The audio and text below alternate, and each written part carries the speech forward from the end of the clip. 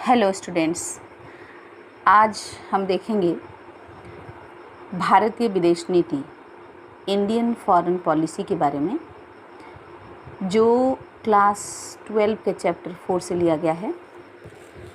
भारतीय विदेश नीति के सिद्धांत क्या हैं, इसके लक्ष्य क्या हैं, इसकी महत्वपूर्ण विशेषताएं क्या हैं और इसकी उपलब्धियां और इसकी विफलताएं भी हम देखेंगे। किसी भी राष्ट्र की अंतर्राष्ट्रीय मंच पर विशेष पहचान बनाने और उसे प्रतिष्ठित करने में उसके आर्थिक नीतियों के साथ साथ विदेश नीति का अपना विशिष्ट स्थान होता है। भारत जब आज़ाद हुआ तो भारत के समक्ष भी यह एक प्रश्न था कि वह अपनी विदेश नीति का निर्धारण इस प्रकार से करे जिससे उसका स्वतंत्र अस्तित्व बना रहे, अंतर्राष्ट्रीय मंच पर विशेष पहचान मिले और विश्व के देशों के साथ अधिक से अधिक मित्रवत संबंध रहे। भारतीय विदेश नीति का अपना अलग महत्व भी था, क्योंकि भारत एक उपमहाद्वीप की भांति है जो एशिया के नक्शे में एक संपर्क कड़ी के रूप में कार्य करता है। यह एक ऐसा केंद्र बिंदु बन गया है जहां पश्चिमी, दक्षिण तथा दक्षिण पूर्व एशिया एक दूसरे के संपर्क में आते हैं। इन्हीं तमाम बातों को ध्यान में रखकर भारतीय संविधान के अनुच्छेद 51 के अंतर्गत भारतीय विदेश नीति के 4 आदर्श निर्धारित किए गए। ये 4 आदर्श हैं: अंतर्राष्ट्रीय शांति एवं सुरक्षा की वृद्धि, विश्व के विभिन्न राष्ट्रों में न्यायपूर्ण और सम्मानपूर्ण संबंध बनाए रखना, अंतर्राष्ट्रीय कानून तथा विभिन्न राष्ट्रों के बीच पारस्परिक संबंधों में संधियों के पालन के प्रति सम्मान बढ़ाना और मध्यस्थता और पंच निर्णय द्वारा अंतर्राष्ट्रीय विवादों के समाधान को प्रोत्साहन देना। आपको बता दें कि यूएनओ के तहत कोई भी अंतर्राष्ट्रीय विवाद जाता है तो सबसे पहले उस विवाद का समाधान मध्यस्थता और पंच निर्णय के द्वारा ही करने की कोशिश की जाती है। इसके अलावा आर्थिक और औद्योगिक विकास के लिए साधन जुटाना, विश्व में चल रहे पारस्परिक संघर्षों से भारत को अलग रखना, प्रवासी भारतीयों के हितों की रक्षा, नस्लीय भेदभाव और उपनिवेशवाद का विरोध तथा सैनिक गुटबंदी और गठबंधन से भारत को पृथक रखने जैसे महत्वपूर्ण मुद्दों को भी भारतीय विदेश नीति के लक्ष्य में शामिल किया गया। अतः भारतीय विदेश नीति में मैत्रीपूर्ण संबंधों, शांति और समानता के सिद्धांतों तथा विश्व में सामुदायिक भावना के विकास संबंधी प्रयत्नों को सर्वाधिक महत्व दिया गया है। इस परिप्रेक्ष्य में हम कह सकते हैं कि भारतीय विदेश नीति के मुख्य शिल्पकार पंडित नेहरू ने भारतीय विदेश नीति के 3 आधार बताए थे। ये 3 आधार हैं: शांति, मित्रता और समानता। यद्यपि बहुत से विद्वान इसे आदर्श प्रधान अधिक और राष्ट्रहित प्रधान कम मानते थे, लेकिन आज़ादी के बाद से आज तक की विदेश नीति का यदि हम अवलोकन करें तो स्पष्ट होगा कि भारतीय विदेश नीति की नींव राष्ट्रहित को ध्यान में रखकर ही रखी गई थी। चाहे इंडोनेशिया की स्वतंत्रता का प्रश्न हो या स्वेज नहर विवाद, कांगो या हंगरी का विरोध हो या गुटों से अलग रहने की नीति, भारत की भूमिका विशुद्ध रूप से राष्ट्रहित से उत्प्रेरित रहा है, जिसका उद्देश्य भारत के दीर्घकालीन लक्ष्यों की प्राप्ति करना है। इसी आधार पर भारतीय विदेश नीति की कुछ महत्वपूर्ण विशेषताएं परिलक्षित होती हैं। इन विशेषताओं में सबसे पहली विशेषता हम देखेंगे वो है गुटनिरपेक्षता। भारतीय विदेश नीति का ये सबसे मजबूत आधार स्तंभ रहा है और आज़ादी के बाद भारत के समक्ष ये एक बड़ा प्रश्न था कि वो अंतर्राष्ट्रीय मंच में किधर जाए। आपको बता दें कि उस दौरान यानी द्वितीय विश्व युद्ध के बाद पूरा विश्व 2 गुटों में बंट गया था।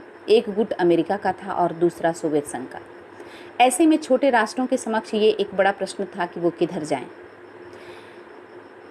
अब इसी तथ्य को ध्यान में रखकर भारत के प्रधानमंत्री पंडित नेहरू ने एक नई नीति का इजाद किया जिसे गुटनिरपेक्षता का नाम दिया गया, अर्थात किसी गुट में शामिल ना होना।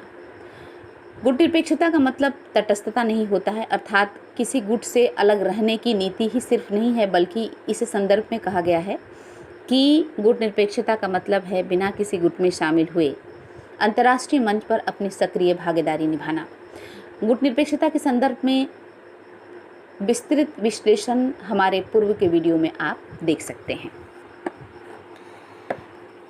जहाँ तक गुट निरपेक्षता के संदर्भ में भारत को क्या फ़ायदा हुआ, इस संदर्भ में अगर हम देखें तो 1962 का जो युद्ध था भारत और चीन के बीच, उस वक्त गुट निरपेक्षता की अग्नि परीक्षा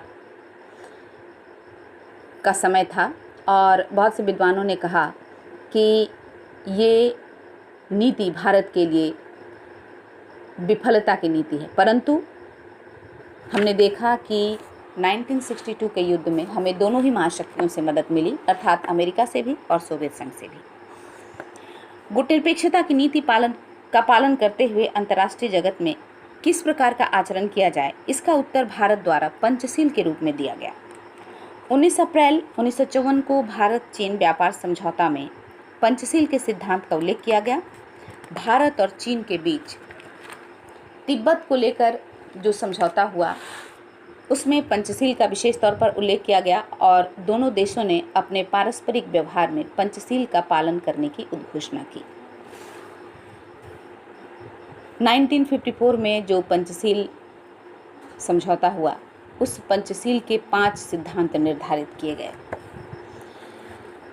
पहला, एक दूसरे की प्रादेशिक अखंडता तथा सर्वोच्च सत्ता के प्रति पारस्परिक सम्मान की भावना। दूसरा, एक दूसरे की प्रभुता का सम्मान करना यानी आक्रमण नहीं करना। तीसरा, एक दूसरे के आंतरिक मामलों में हस्तक्षेप नहीं करना। चौथा, समानता और पारस्परिक लाभ के सिद्धांत के आधार पर मैत्रीपूर्ण संबंधों की स्थापना। और पांचवा, शांतिपूर्ण सह अस्तित्व का सिद्धांत। इस सिद्धांत को विश्व के अन्य राष्ट्रों द्वारा भी मान्यता दी गई। 14 दिसंबर 1959 को यूएनओ की महासभा में उपस्थित 82 अर्थात 82 देशों ने पंचशील के प्रस्ताव को स्वीकार किया और पंचशील को संपूर्ण विश्व की मान्यता प्राप्त हो गई। भारतीय विदेश नीति की दूसरी महत्वपूर्ण विशेषता है शांतिपूर्ण सह अस्तित्व और विश्व शांति। भारत की विदेश नीति हमेशा ही विश्व शांति की समर्थक रही है। भारत का मानना है कि युद्ध और संघर्ष नए राष्ट्रों के आर्थिक और राजनीतिक विकास को अवरुद्ध कर देता है। इसलिए विश्व स्तर पर शांति जरूरी है और यह तभी संभव है जब सभी राष्ट्र एक दूसरे की प्रभुता का सम्मान करें, चाहे वह राष्ट्र बड़ा हो या छोटा। उसके अस्तित्व को स्वीकार करना सह अस्तित्व के सिद्धांत के अंतर्गत आता है। अर्थात अमेरिका को यदि हम महत्व देते हैं तो तिब्बत को भी हमें उतना ही महत्व देना चाहिए और उसकी संप्रभुता का भी हमें उसी प्रकार सम्मान करना चाहिए जैसा हम अमेरिका की प्रभुता का सम्मान करते हैं। विदेश नीति की तीसरी महत्वपूर्ण विशेषता है शक्ति गुटों के बीच मध्यस्थता करने की नीति। भारत चूंकि शांति का सदैव समर्थक रहा है, इसलिए अपनी विदेश नीति में पारस्परिक विरोधी गुटों के मध्यस्थता का कार्य आरंभ से ही करता रहा है ताकि किसी भी विवाद का शांतिपूर्ण ढंग से निपटारा किया जा सके। यद्यपि इन गुटों के मुकाबले में भारत की आर्थिक और सैनिक स्थिति काफ़ी कमजोर रही है, परंतु अपनी गुट निरपेक्षता की नीति के चलते गुटों के मध्य उनको मिलाने वाली कड़ी के रूप में भारत का कार्य काफ़ी सराहनीय रहा है। चौथी विशेषता में हम देखते हैं साधनों की पवित्रता की नीति। भारत गांधी के आदर्शों के अनुरूप सदैव साधनों की पवित्रता पर जोर देता रहा है, यानी हम अपने लक्ष्य को पाने के लिए कभी भी गलत नीतियों या साधनों का सहारा नहीं लेते हैं। भारत पवित्र साधनों का सदैव इस्तेमाल करता है क्योंकि भारत का मानना है कि यदि साधन अच्छा है तो साध्य भी अच्छा ही होगा। यही कारण है कि 1965 और 1971 के युद्ध में युद्धबंदियों को भारत ने पाकिस्तान को बिना शर्त लौटा दिया और जीता हुआ प्रदेश भी वापस कर दिया। भारत चाहता तो कश्मीर के लिए यह सौदा कर सकता था, परंतु भारत हमेशा साधनों की पवित्रता पर ही अमल करता रहा है। पांचवी महत्वपूर्ण विशेषता भारतीय विदेश नीति की है और वो है साम्राज्यवाद और उपनिवेशवाद का विरोध, अर्थात इम्पेरियलिज्म और कॉलोनियलिज्म का भारत सदैव विरोध करता रहा है। भारत आरंभ से ही इसका विरोधी रहा है। यही कारण है कि 1946 में लॉर्ड माउंटबेटन की अध्यक्षता में बनाई गई अंतरिम सरकार का पहला कार्य ये था कि फ्रेंच और डच उपनिवेशों में स्वतंत्रता आंदोलन दबाने के लिए भेजी गई भारतीय सेना को सबसे पहले वापस बुलाया जाए। जब द्वितीय विश्व युद्ध के बाद डचों ने इंडोनेशिया पर पुनः अपनी सत्ता स्थापित करनी चाही तो भारत ने यूएनओ में इसका कड़ा विरोध किया। इसी प्रकार अफ्रीकी एशियाई देशों को साम्राज्यवादी एवं उपनिवेशवादी ताकतों से मुक्त कराने में भारत ने पर्याप्त योगदान दिया। भारतीय विदेश नीति की छठी विशेषता है यूएनओ का समर्थन। भारत यूएनओ का प्रारंभिक सदस्य और समर्थक रहा है। भारत सदैव यूएनओ के सिद्धांतों और कानूनों का पालन करता रहा है और इसी आधार पर सुरक्षा परिषद में स्थायी सदस्यता के लिए भारत की दावेदारी भी काफ़ी मजबूत है। नेहरू ने कहा भी था कि हम यूएनओ के बिना आधुनिक विश्व की कल्पना नहीं कर सकते। भारत सदैव विभिन्न क्षेत्रों में तनाव कम करने, यूएनओ को एक विश्वव्यापी संस्था बनाने और यूएनओ के विशिष्ट अभिकरणों को अपनी ओर से पूरा सहयोग और समर्थन देने का कार्य निरंतर करता रहा है। इसलिए यूएनओ में भारत की एक विशेष स्थिति भी बन गई है। सातवीं विशेषता भारतीय विदेश नीति की है एफ्रो एशियाई एकता की स्थापना। भारत अपनी गुटनिरपेक्षता की नीति के आधार पर सभी महत्वपूर्ण अंतर्राष्ट्रीय घटनाओं और समस्याओं के संबंध में सत्य और न्याय का पक्ष लेता रहा है, परंतु एशिया और अफ्रीकी महाद्वीप के देशों के प्रति उसकी विशेष सहानुभूति भी स्पष्ट रूप से परिलक्षित होती है और भारत इसको स्वीकार भी करता है। भारतीय विदेश नीति की आठवीं विशेषता रही है विदेशों से बिना शर्त आर्थिक सहायता की प्राप्ति। आज़ादी के समय भारत की आर्थिक स्थिति अत्यंत दयनीय थी और उसे विदेशी पूंजी की तत्काल आवश्यकता थी, परंतु भारत कभी भी शर्तों के आधार पर आर्थिक सहायता नहीं लेना चाहता था और उसने नहीं लिया। यद्यपि वैश्वीकरण और विश्व के एक ध्रुवीय स्वरूप ने विश्व के तमाम देशों को अपनी आर्थिक नीतियों को लचीला बनाने पर विवश कर दिया है और कहीं न कहीं सभी राष्ट्र WTO के नियंत्रण में आ गए हैं, परंतु फिर भी भारत हमेशा यह प्रयत्नशील रहता है कि किसी शर्तों को वो अपने राष्ट्रीय हितों के प्रतिकूल स्वीकार नहीं करे। भारतीय विदेश नीति की नवीं विशेषता सभी देशों के साथ मैत्रीपूर्ण संबंधों की नीति। भारत न केवल अपने पड़ोसियों के साथ बल्कि पूरे विश्व के साथ शांति, मैत्री और सहयोग की नीति अपनाने का समर्थक रहा है। भारत किसी भी विवाद के शांतिपूर्ण समाधान का समर्थन करता रहा है। यही कारण है कि द्विध्रुवीय विश्व में भारत अमेरिका और सोवियत संघ दोनों के साथ अपने संबंधों को संतुलित करने में सफल रहा।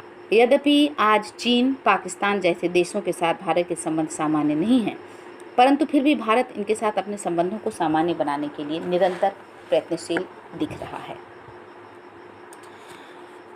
तो कुल मिलाकर भारतीय विदेश नीति की जो विशेषताएं हैं उसमें आदर्शों और सिद्धांतों की स्पष्ट झलक मिलती है और भारत सदैव इन सिद्धांतों का, इन आदर्शों का पालन करता रहा है। अब हम देखेंगे कि भारतीय विदेश नीति कहाँ असफल हुआ और उसकी उपलब्धियां क्या हैं। अब प्रश्न है कि इन सिद्धांतों को लेकर जो हमारी विदेश नीति चली उसका क्या परिणाम निकला, क्या ये सारी नीतियां हमारे लिए कारगर साबित हुई। तो इस संदर्भ में कहा जा सकता है कि आज़ादी से लेकर आज तक भारतीय विदेश नीति में अनेक उतार चढ़ाव देखे गए।